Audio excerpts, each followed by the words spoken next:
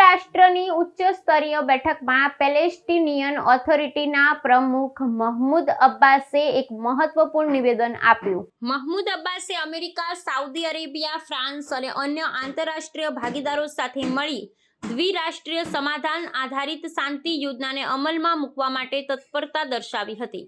France અને Saudi Arabia દ્વારા આયોજિત આ વિશેષ સંમેલનમાં તેમણે વિડીયો કોન્ફરન્સ દ્વારા સંબોધન કર્યું હતું, કારણ કે અમેરિકાએ તેમને અને તેમના પ્રતિનિધિ મંડળને વિઝા આપવાનો ઇનકાર કર્યો હતો. પોતાના સંબોધનમાં પ્રમુખ અબ્બાસે સ્પષ્ટપણે જણાવ્યું હતું કે ભવિષ્યના પેલેસ્ટાઇન રાજ્યમાં હમાસની કોઈ ભૂમિકા નહીં હોય અને હમાસ સહિતના અન્ય જૂથોએ પેલેસ્ટિનિયન ઓથોરિટીને તેમના શસ્ત્રો સોંપી દેવા પડશે. તેમણે 7 ઓક્ટોબર 2023ના રોજ હમાસ દ્વારા કરવામાં આવેલી હિંસાની નિંદા કરી હતી અને કહ્યું હતું, અમને એક કાયદો અને એક જ વૈધ સુરક્ષા દળ સાથેનું એકીકૃત રાજ્ય જોઈએ છે. આ સાથે તેમણે ઇઝરાયલ દ્વારા થતા અત્યાચારો, ગેરકાયદેસર વસાહતો અને પવિત્ર સ્થળો પરના હુમલાની પણ ટીકા કરી હતી. પ્રમુખ અબ્બાસે આંતરરાષ્ટ્રીય સમુદાયને પેલેસ્ટાઇનને સંયુક્ત રાષ્ટ્રમાં સંપૂર્ણ સભ્યપદ આપવા માટે સમર્થન આપવા વિનંતી કરી હતી.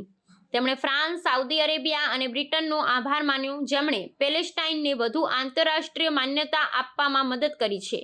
તેમણે કહ્યું, પેલેસ્ટાઇન શાસનમાં સુધારો, કાયદાનું શાસન અને પારદર્શિતા લાવવા માટે પ્રતિબદ્ધ છે, જેથી એક આધુનિક અને લોકતાંત્રિક રાજ્યનું નિર્માણ થઈ શકે.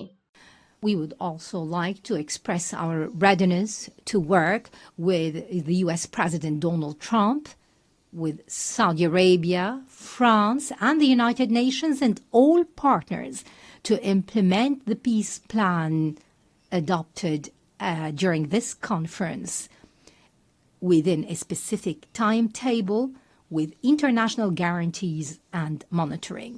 This would open the gates towards a just peace and comprehensive regional cooperation. In this regard, I call upon Israel to immediately sit on the negotiating table, to put an end to this bloodshed and bring about just and comprehensive peace.